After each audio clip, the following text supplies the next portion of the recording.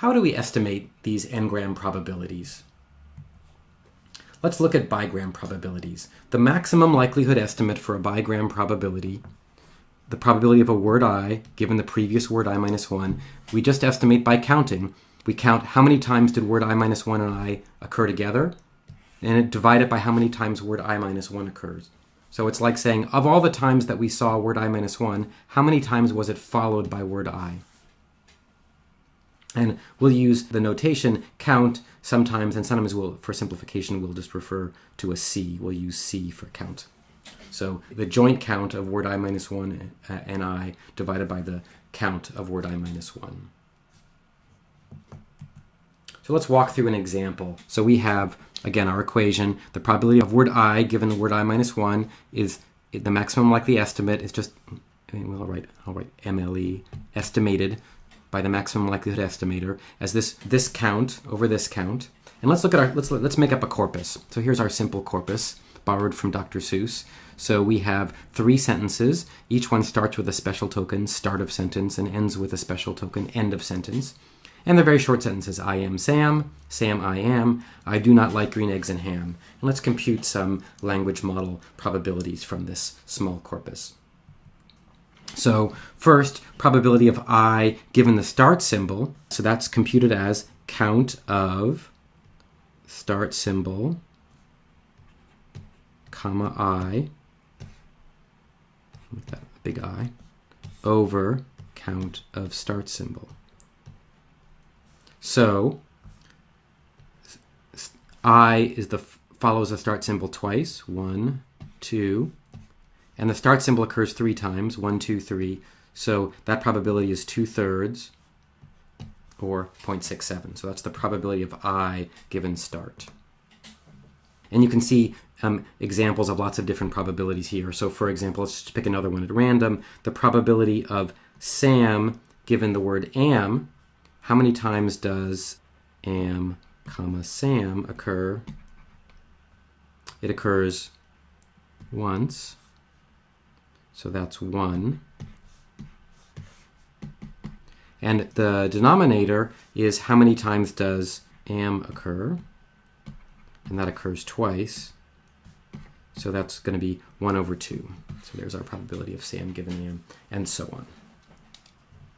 So let's look at a larger corpus in order to get some more realistic counts. And the corpus we're using here was collected from a dialogue system that answered questions about restaurants in the city of Berkeley, California. And here's the kind of sentences that were in this corpus. Can you tell me about any good Cantonese restaurants close by?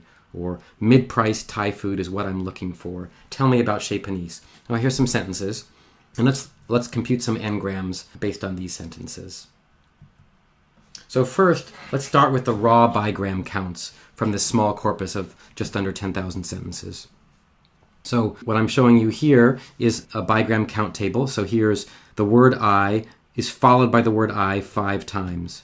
The word I is followed by the word want 827 times. The word want is followed by the word to 608 times. The word to is followed by the word eat 686 times. And we've just put some sample words up here. I picked I want to eat Chinese food, lunch, spend, just to show you some words that might occur together in a sentence and some other words. And you can see a lot of these words, a lot of these probabilities are zeros. A lot of these counts, I'm sorry, are zeros because it just happened in this small data set that want was never followed by want.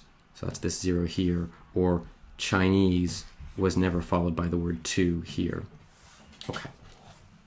So in order to turn these counts into probabilities, all we have to do is normalize by a unigram count. Because remember, the probability of a word I given the word I minus 1 is the count of word I minus 1, word I, over the count of word I minus 1. So we need to divide these joint counts of the 2 words by the count of the previous word.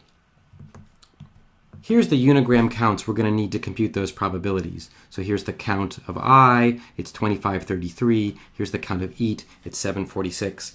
And using the equation, we can now compute the bigram probability, the probability, for example, of 2 given want.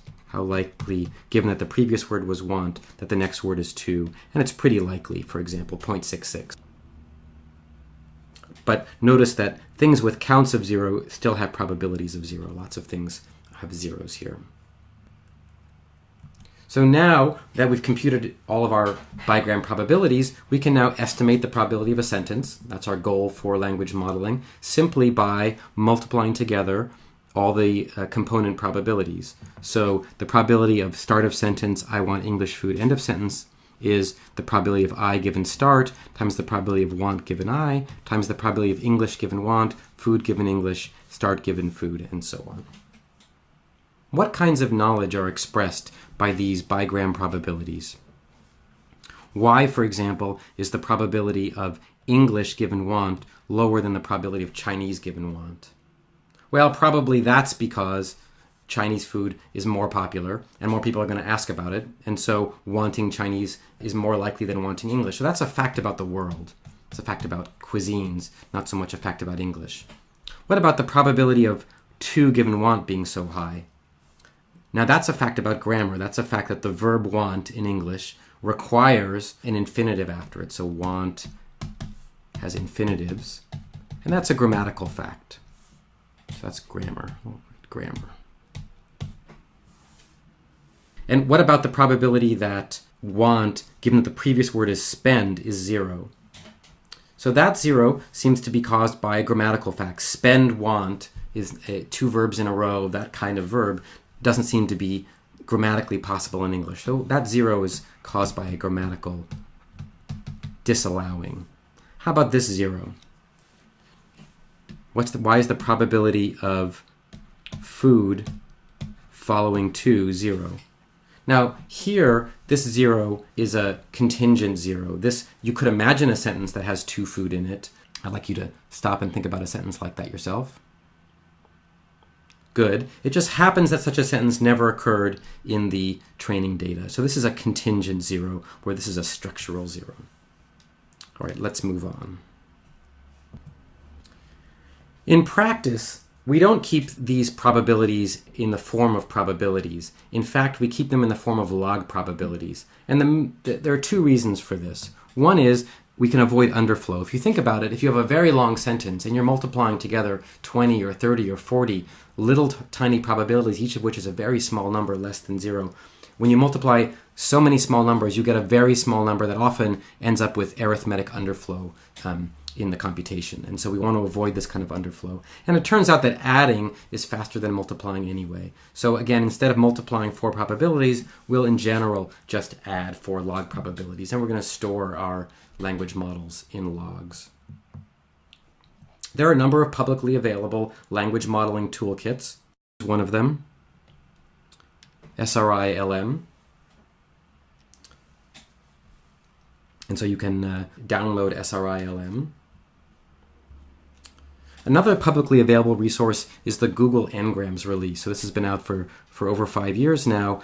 Google released a 1 trillion word corpus, over 1,000,005,000 grams, and 13 million unique words. So a huge data set which you can download and use for any kind of Ngram applications you'd like to use. So here's an example. Some of the data from the Google Ngram release. Some 4-gram counts for 4 grams beginning with serve as the in words beginning with IN. So this is a very big corpus. And you can see that serve as the indication occurred 72 times on this web corpus. And you have more information on the Google web corpus there. Another publicly available corpus is the Google Book Ngram corpus. Let's look at that. So this corpus lets you plot counts of words in Google Books. And a number of corpora are available for American English, British English, Chinese, French and German, and various kinds of corpora which can all be downloaded.